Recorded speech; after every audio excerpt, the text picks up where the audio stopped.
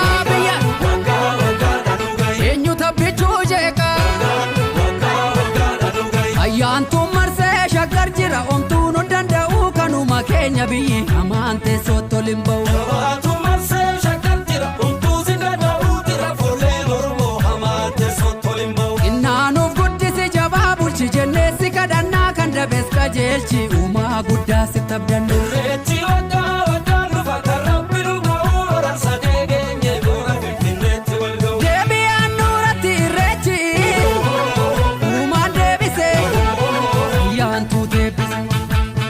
Abbaan biyyaati jabeessi uumaan deebise ayyaantuu deebise.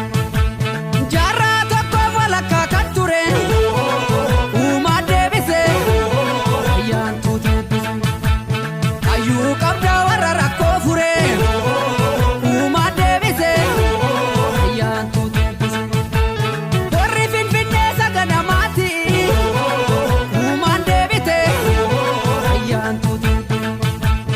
Irreeffannaa bayi malkaatti uumaan deebite ayyaantuu deebite. Roorroon durii kana boodan jiru uumaan deebite ayyaantuu deebite. Dhaloota qubee warra rakkoo furu uumaan deebise ayyaantuu deebite. Yeroo dheeraaf adda facaane galata rabbii irra waltaane.